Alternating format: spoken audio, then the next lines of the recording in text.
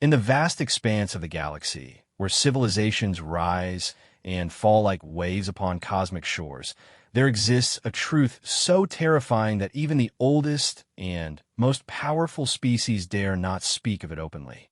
The Vethrani, ancient beyond measure and wise beyond comprehension, have witnessed the birth and death of 1,000 worlds. They have seen empires that span star systems crumble to dust, and they have cataloged every species worth noting in their great archives. But when young civilizations ask about the small blue planet in the outer rim, the one called Earth, the Vethrani's luminous eyes dim with something that might be fear. They speak in hushed tones of the watchers in the deep, of those who dream beneath, and of the guardians who were never meant to wake. The galaxy's newest species, humanity, believes they are alone on their world. They have no idea that their planet hosts something far older, far more powerful, and infinitely more patient than anything the cosmos has ever produced.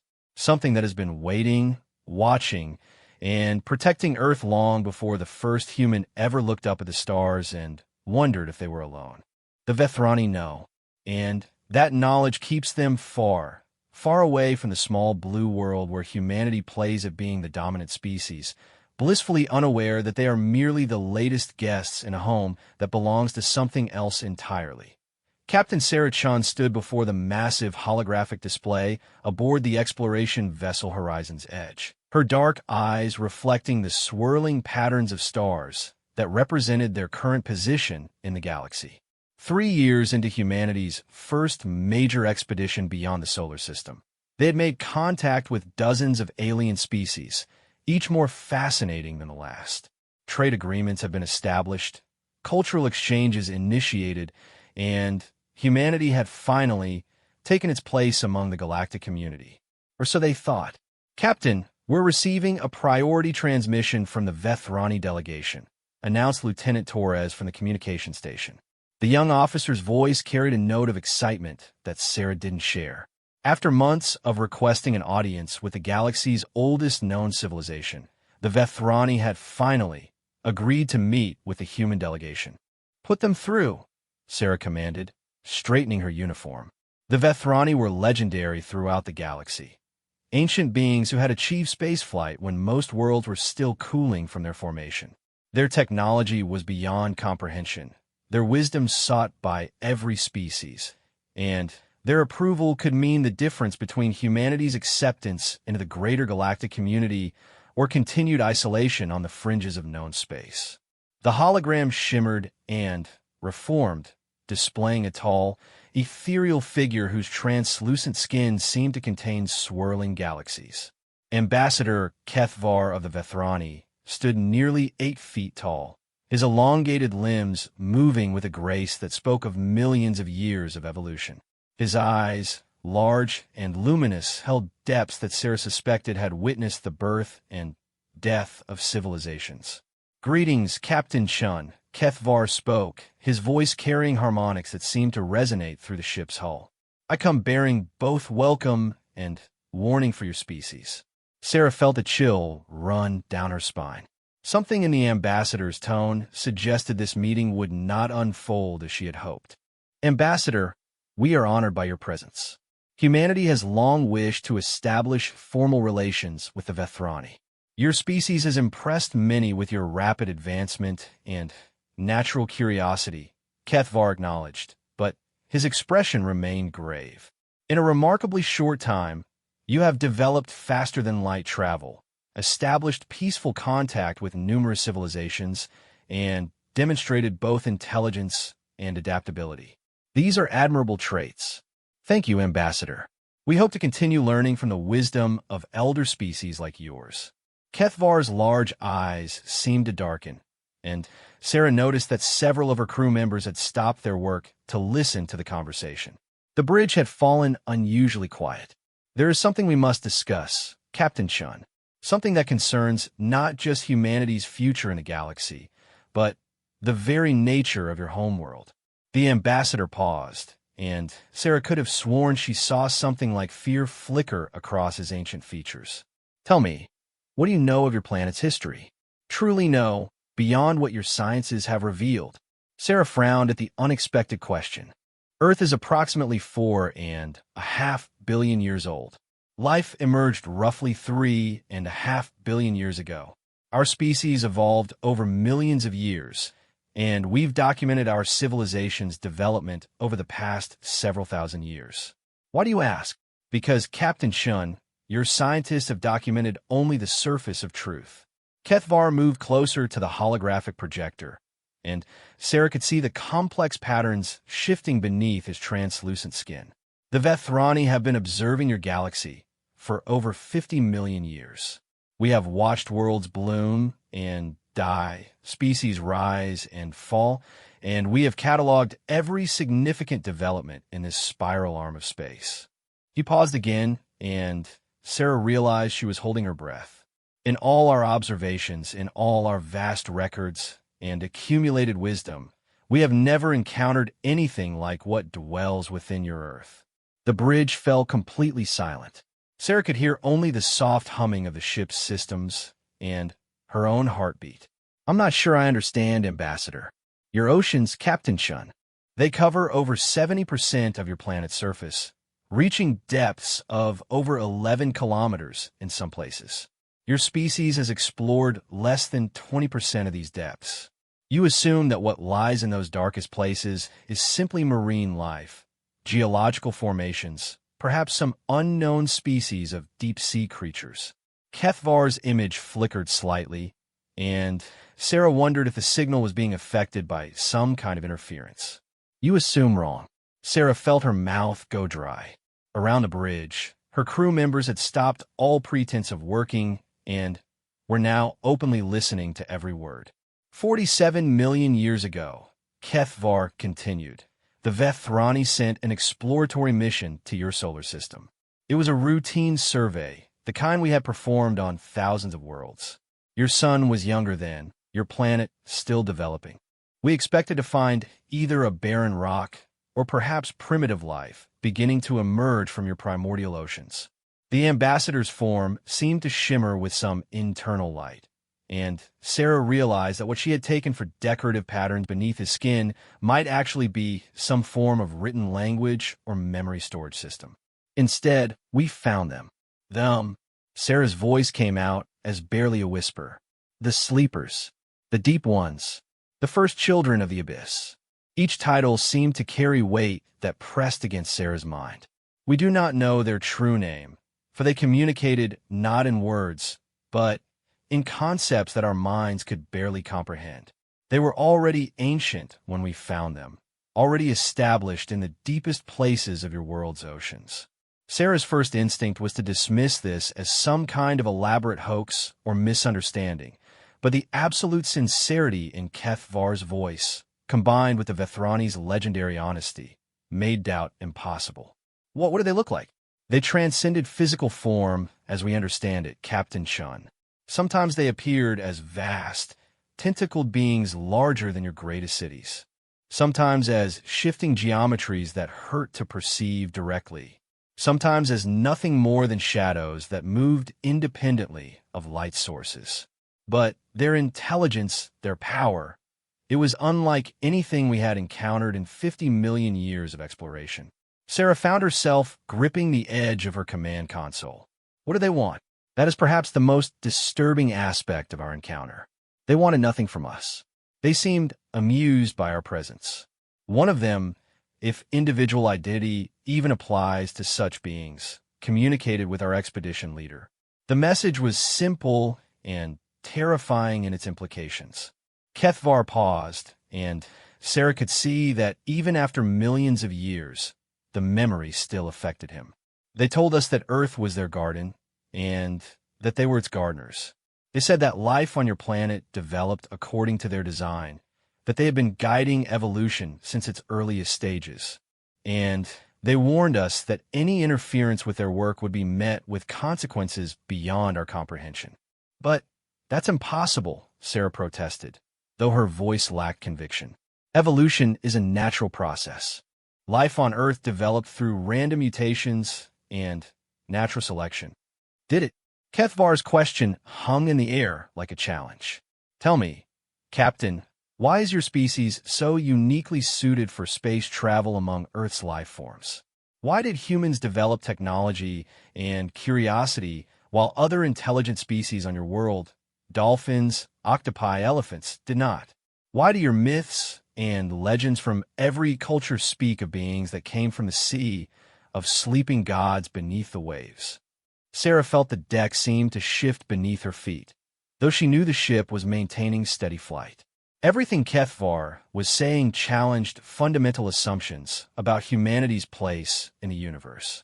The Vethrani expedition left your solar system immediately after that encounter, the ambassador continued. We have maintained a strict policy of non-interference with your world ever since.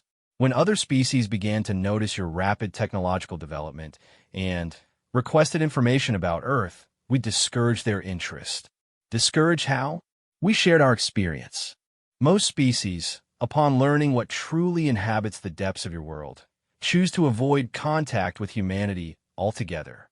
They fear that any interaction with Earth might draw the attention of those ancient beings.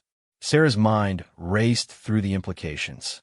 But we've made contact with dozens of species. They've welcomed us, traded with us. The younger species, yes. Those who have not yet learned the wisdom of caution. The truly ancient civilizations, the ones with real power in this galaxy, they all know of Earth's true nature. They watch humanity with fascination and terror in equal measure. Terror. Kethvar's image seemed to grow more solid, more present, and Sarah realized he was using some advanced technology to enhance the holographic projection. Captain Shun, your species is developing faster than any we have observed. Your technology advances by leaps that should take millennia. Your population has exploded across your planet in mere centuries. Your curiosity drives you to explore and expand at a rate that defies normal evolutionary patterns. The ambassador's luminous eyes fixed on Sarah with an intensity that made her feel as though he was looking directly into her soul. What if your rapid development is not natural? What if those beings in your depths are not merely gardeners, but teachers? What if humanity is not just another evolved species, but something deliberately crafted for a purpose we cannot comprehend? Sarah felt her legs growing weak and was grateful for her command chair as she sank into it. Around the bridge, her crew looked as shaken as she felt. This is why the Vethrani maintain our distance from Earth, despite your impressive achievements. We fear that humanity is not what it appears to be. We fear that your rapid expansion into space is part of some vast design set in motion by beings whose motives we cannot fathom. But if that's true, Sarah managed to say, then what does that mean for us? What does it mean for our future? That, Captain Shun, is what terrifies us most of all. We do not know. The hologram flickered, and Kethvar's form began to fade. I have shared this knowledge with you as a warning and a courtesy. The Vethrani will not interfere with humanity's development, but we will also not assist it. We will watch from afar and hope that our fears prove unfounded. Wait, Sarah called out as the image continued to destabilize. Ambassador, please. We need to know more. We need to understand. Captain Shun. Kethvar's voice was now distant, distorted. A word of advice. Do not look too deeply into your own depths. Some knowledge is too dangerous even for those it concerns. The sleepers beneath your waves have remained dormant for millions of years. Perhaps it is best that they continue to do so. The hologram vanished, leaving the bridge in stunned silence. Sarah stared at the empty space where the Vethrani ambassador had stood, her mind struggling to process everything she had learned. If even a fraction of what Kethvar had told her was true, then everything humanity thought it knew about itself was wrong. Captain, Lieutenant Torres's voice was barely audible. What are your orders? Sarah turned to look at her crew, young, brave humans who had signed up for exploration and discovery, not for existential revelations that challenged the very nature of their species. They were looking to her for guidance, for reassurance, for some way to make sense of what they had just heard. But for the first time in her career as a starship captain, Saracen had no idea what to say. 3 months had passed since the Vethrani encounter, and Captain Saracen found herself staring out the viewport of the research station Deep Horizon, orbiting high above Earth. The blue marble below looked deceptively peaceful, its swirling clouds and vast oceans showing no hint of the cosmic horror that allegedly lurked in its depths. Sarah had returned home with more questions than answers, and those questions had been eating at her ever since. The official report she had filed with Earth Command had been heavily redacted. The revelation about ancient beings dwelling in Earth's oceans was deemed too sensitive for public release, but it had reached the highest levels of government and scientific institutions. The response had been swift and decisive. A joint task force comprising marine biologists, xenoarchaeologists, deep-sea engineers, and military specialists had been assembled to investigate the claims. Dr. Elena Vasquez, the world's leading expert in deep-sea exploration, had been placed in charge of the scientific aspects of the mission. Sarah watched her now through the observation deck, hunched over holographic displays showing the deepest trenches of Earth's oceans. The woman had thrown herself into the project with an intensity that bordered on obsession. "Captain," came a voice behind her. Sarah turned to see Commander James Wright, the military liaison for the project. His weathered face showed the strain of the past months.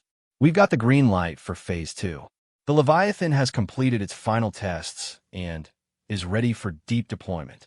Sarah nodded, though she felt a chill despite the station's climate control. The Leviathan was humanity's most advanced deep-sea exploration vessel, capable of reaching the deepest parts of Earth's oceans, and equipped with sensor arrays that could detect life forms at the molecular level. If there was something in the depths, the Leviathan would find it. "Any word from the other monitoring stations?" Sarah asked. "Nothing concrete," Wright replied, but his tone suggested there was more to the story. "Though there have been anomalies." "What kind of anomalies?"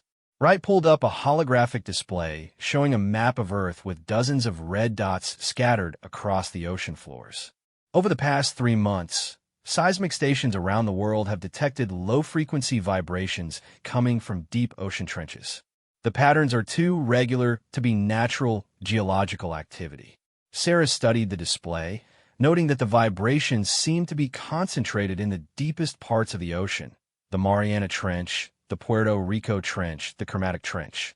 "Have we been able to decode any patterns?" "Dr. Vasquez thinks there might be some form of communication," Wright said quietly. "The frequencies are below the range of human hearing, but when we speed them up and analyze the mathematical relationships, there's definitely structure there." "Intelligence." Before Sarah could respond, Dr. Vasquez herself approached them, her dark hair disheveled, and her eyes showing signs of sleep deprivation. "Captain Shun, Commander Wright, we need to talk. I made a discovery that changes everything."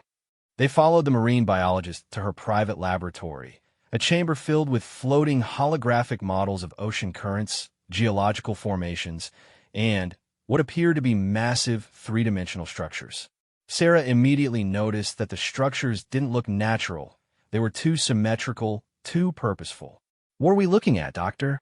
Sarah asked. "Cities," Dr. Vasquez said simply. "Or at least what we would call cities if they've been built by humans. These structures exist in every major ocean trench on Earth, buried beneath thousands of meters of sediment and water. Our deep-scan satellites have been mapping them for weeks." Sarah felt her breath catch. The structures were enormous. Some appeared to stretch for hundreds of kilometers across the ocean floor. They showed clear signs of geometric design, with spires and chambers that defied any known architectural principles. "How long have they been there?" Wright demanded. "Based on geological analysis of the surrounding sediment layers, these structures are at least 65 million years old. Some might be older, much older." 65 million years, Sarah whispered. "That's when the dinosaurs went extinct." "Yes," Dr. Vasquez confirmed. "And according to our analysis, that's also when these cities stopped showing signs of active construction. Whatever built them went dormant around the time of the mass extinction event." Wright leaned forward, studying the holographic models more closely. "But The Vethrani said they encountered these beings 47 million years ago. If the cities went dark 65 million years ago, then they were already sleeping when the Vethrani found them, Sarah finished. Which means whatever the Vethrani encountered was just a fraction of their true power. Dr. Vasquez nodded grimly. There's more. We've detected biosignatures coming from these structures. Massive ones. Whatever lives down there isn't dead, it's dormant. And based on the size of the biosignatures. She paused, adjusting the holographic display to show scale comparisons. Some of these entities appear to be over 50 kilometers in length. Sarah felt the world spin around her. 50 kilometers. That was larger than some asteroids. The idea of living creatures of such immense size dwelling in Earth's oceans was almost impossible to comprehend. The Leviathan mission, she said slowly. Are we really going to try to make contact? That's the debate raging in the command centers right now, Wright replied. Half the advisory board thinks we should leave well enough alone. The other half believes we need to understand what we're sharing our planet with. And what do you think? Wright was quiet for a long moment, studying the holographic cities. I think we might not have a choice. The vibrations Dr. Vasquez mentioned, they've been increasing in frequency and intensity over the past month. It's almost as if our deep scan satellites have gotten their attention. They know we're watching them, Dr. Vasquez added, and they're starting to respond. Sarah moved to the laboratory's viewport, gazing down at the Earth below. From this distance, the planet looked serene and beautiful, a blue oasis in the cosmic dark. It was hard to imagine that ancient beings of unthinkable power lurked beneath those gentle-looking waves. There's something else, Dr. Vasquez said, her voice dropping to nearly a whisper. We've been analyzing human DNA, looking for any signs of artificial manipulation, any evidence that our evolution might have been guided. Sarah turned back to face the scientist. And we found markers, genetic sequences that don't fit standard evolutionary patterns, modifications that appear to have been introduced at specific points in human development, increases in brain size, development of opposable thumbs, changes in vocal cord structure that enabled complex speech. Natural evolution could explain all of those developments, Wright protested, though he didn't sound convinced. Not at the rate they occurred, Dr. Vasquez replied. The genetic changes that led to modern humans happened far too quickly to be natural selection. It's as if someone was actively working to accelerate our development. Sarah sank into a nearby chair, feeling overwhelmed by the implications. So the Vethrani were right. Humanity really is some kind of project. It appears that way. And if that's true, then our rapid technological advancement, our drive to explore space, our expansion beyond Earth, all of it might be part of some vast plan we don't understand. A soft chime interrupted their conversation, followed by an announcement from the station's communication system. Captain Shun, Dr. Vasquez, Commander Wright, please report to the command center immediately. Priority 1 status. They exchanged worried glances before hurrying to the command center, where they found Admiral Rebecca Hayes, the head of Earth Command, waiting for them via holographic projection. The Admiral's stern expression told them immediately that something significant had happened. Captain, Doctor, Commander, Admiral Hayes began without preamble.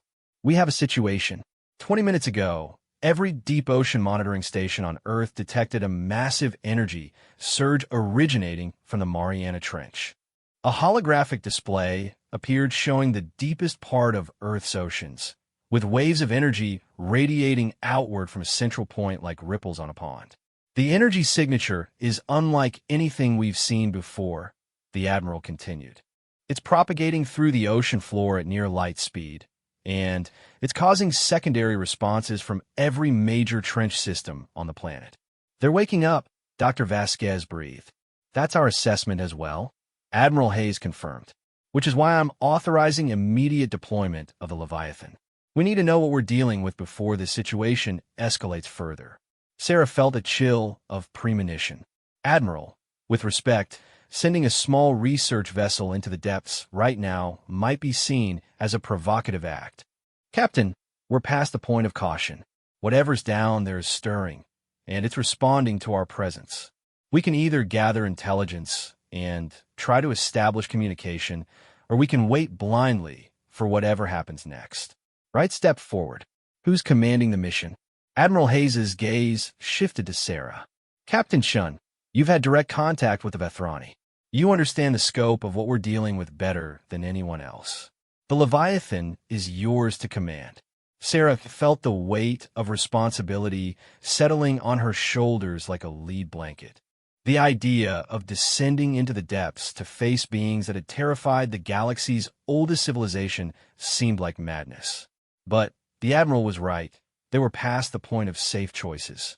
When do we deploy? She asked. 6 hours. The Leviathan is being prepped now.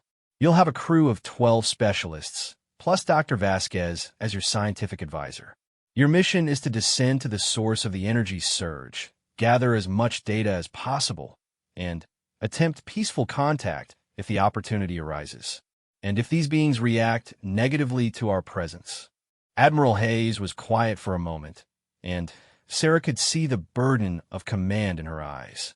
Then you run, Captain. You run as fast as that ship can carry you, and we hope they give us time to evacuate the coastal cities. The transmission ended, leaving the three of them alone with the weight of what was coming. Sarah looked out at Earth one more time, memorizing the sight of their blue world in all its peaceful beauty. In 6 hours, she would descend into the depths to meet beings that predated human civilization by millions of years. She wondered if she would ever see the surface again. Dr. Vasquez broke the silence. Captain, there's one more thing you should know before we go down there. Sarah turned to her. What is it? The energy surge from the Mariana Trench. It wasn't random. The mathematical patterns in the signal, they matched the vibrations we've been detecting for months. But this time, the signal was directed upward toward the surface. What does that mean? Dr. Vasquez's expression was grim. It means they're not just waking up, Captain. They're trying to communicate with us. And I think they want us to come down and meet them. Sarah felt her mouth go dry. The beings in the depths weren't just stirring randomly. They were sending an invitation. The question was whether accepting that invitation would be the key to understanding humanity's true nature, or the first step toward awakening something that should have remained asleep forever. The Leviathan cut through the Pacific waters like a metallic whale, its sleek hull designed to withstand the crushing pressures of the deepest ocean trenches. Captain Sarah Chun stood in the vessel's command center, watching depth readings climb steadily as they descended toward the Challenger Deep, the deepest known point on Earth. Around her, 12 of humanity's most brilliant specialists worked at their stations, their faces illuminated by the soft glow of holographic displays. Depth, 8,000 meters, and descending, reported Navigation Officer Liu Wei, his voice steady despite the magnitude of their mission. Hull integrity holding strong. Pressure differential within normal parameters. Dr. Elena Vasquez hunched over her biological monitoring station, tracking the increasingly strange readings they were receiving from the depths below. Captain, I'm detecting biosignatures unlike anything in our databases. The energy patterns are becoming more complex as we descend, almost as if we're approaching some kind of nervous system. Sarah nodded, trying to push down the anxiety that had been building since they left the surface 6 hours ago. The Leviathan was humanity's most advanced deep-sea vessel, equipped with sensors that could analyze matter at the quantum level and communication arrays designed to interface with any known form of intelligence. If they're going to make contact with the beings the Vethrani had described, this was their best chance. Communications Officer Reeves, Sarah called out. Any response to our transmission protocols? Still broadcasting on all frequencies, Captain, replied the young woman at the communications console. Mathematical sequences, musical patterns, even basic pictographs. No direct responses, but she paused, adjusting her headset.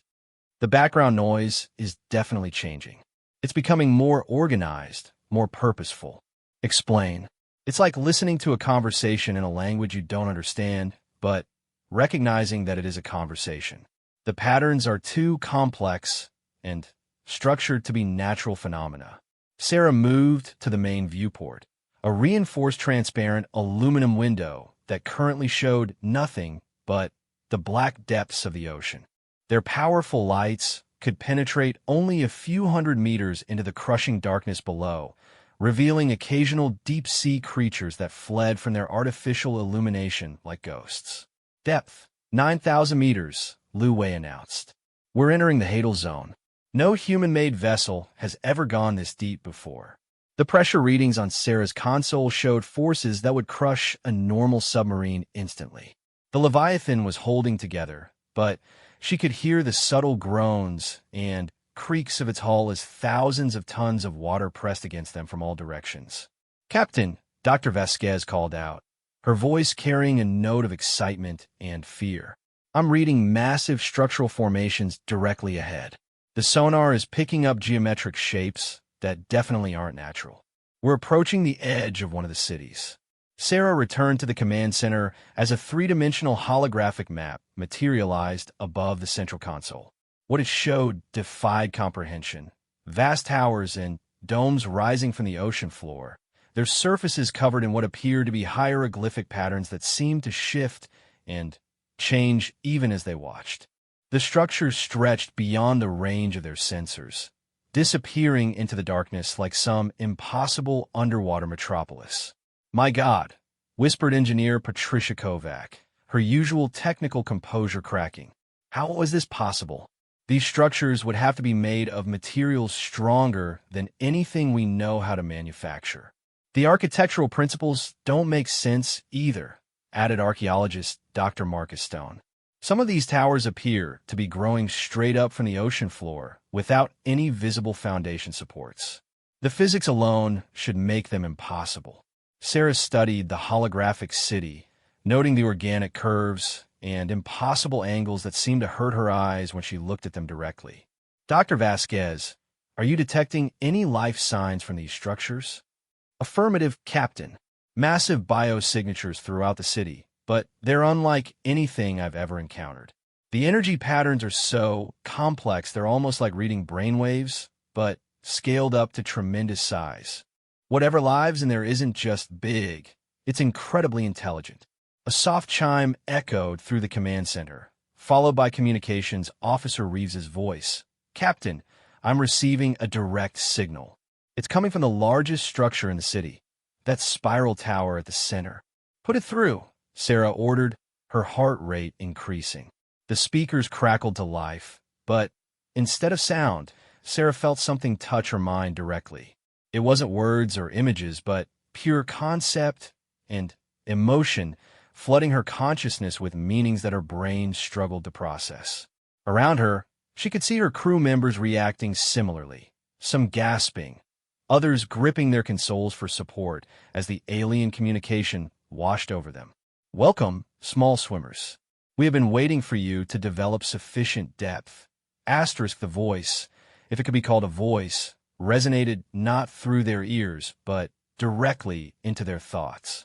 Sarah found that she could understand it perfectly, though she knew the concepts being transmitted were far more complex than human language could express.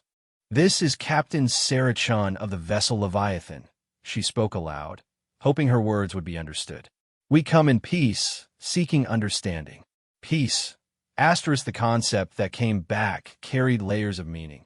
Not just the absence of conflict, but a state of harmony with natural forces that humans had never achieved. Asterisk, you speak of peace while poisoning your waters and burning your skies. But we sense potential in your species, young swimmer. We sense the seeds we planted long ago beginning to flower. Asterisk, Dr. Vasquez grabbed Sarah's arm, her eyes wide with excitement and terror. "Captain, the bio readings are off the charts. Whatever we're communicating with is massive, possibly larger than our entire vessel. Do not fear our size, student of small life. We are vast because this world requires vast gardeners. Come closer. Let us look upon what you have become." Asterisk Sarah felt the Leviathan being drawn forward by some invisible force, their engines offering no resistance. Through the viewport, she could see they were approaching the base of the central tower, a structure so large that their lights couldn't illuminate its full width. As they drew nearer, she realized that what she had taken for decorative patterns on the tower's surface were actually windows, countless thousands of them, each one larger than their entire vessel. "Captain," Lu Wei called out, his voice tight with concern. "Our engines aren't responding. Something is controlling our movement. Your small swimmer's fear poisons your thoughts." Asterisk came the mental voice, carrying what might have been amusement. Asterisk, "We will not harm you, children of our design. You have traveled far from your small pools to reach our deep places. This shows wisdom growth." Asterisk, a section of the tower's wall began to iris open, revealing a chamber filled with breathable atmosphere and lit by some form of bioluminescence. The Leviathan was gently guided into this space, and Sarah heard the sound of water being displaced as they surfaced inside what could only be described as a docking bay. "Life support shows atmosphere composition within human tolerance ranges," reported Medical Officer Dr. James Franklin. "Oxygen, nitrogen, trace gases, all at levels that won't require environmental suits." "How is that possible?" Sarah asked. "How could they know our atmospheric requirements?" "We know because we designed your requirements, young captain. Your lungs, your blood chemistry, your neural pathways, all crafted over millions of your years to serve purposes you have only begun to understand." Asterisk, the crew exchanged uneasy glances. The implications of what they were hearing challenged everything humanity believed about its own evolution. "Kulme, leave your small shell and walk among us. There's much you must learn before your species takes its next step." Asterisk, Sarah looked at her crew, seeing her own mixture of terror and fascination reflected in their faces. They had come seeking answers, and now they were being invited to receive them directly from beings that claimed to have shaped humanity's very existence. "Dr. Vasquez, Dr. Stone, Communications Officer Reeves, you're with me," Sarah decided. "The rest of you maintain position and keep monitoring our status. If anything goes wrong, return to the surface immediately and report to Earth Command." As they prepared to leave the safety of their vessel, Sarah couldn't help but wonder if this moment represented the culmination of human discovery or the beginning of humanity's end. Either way, there was no turning back now. The airlock cycled open, and Sarah stepped into a chamber that defied every expectation she had formed about the beings dwelling in Earth's depths. The space was vast beyond comprehension, stretching away into the distance like a cathedral designed for giants. Bioluminescent panels in the walls pulsed with patterns that seemed almost like writing, and the air itself seemed to carry a faint musical quality that made her think of whale songs played at frequencies just below human hearing. But it was the being that awaited them that truly took Sarah's breath away. It rose from what might have been a pool of water at the chamber's center, but calling it water seemed inadequate. The liquid seemed to shimmer with its own internal light and move in patterns that suggested it was alive. The being itself was impossible to focus on directly. Sarah's eyes seemed to slide away from its true form, catching only glimpses of tentacles that seemed to exist in more dimensions than her brain could process, and what might have been eyes that held the depth of oceans and the wisdom of geological ages. "Welcome to the deep archives, young swimmers. Here, your species' true history is written. Here, you will learn why we shaped you, why we guided your growth, and why the time has come for you to take your place in our great design." Asterisk, as Sarah and her companion stepped further into the chamber, she realized they were about to learn secrets that would change not just their understanding of humanity, but humanity's entire future among the stars. The question was whether they would survive the revelation. "Do not fear the truth, Sarah Chun. Fear only what will happen if your species continues to grow without understanding its purpose. The galaxy watches Earth with terror not because of us, but because of what you are becoming. It is time you learned."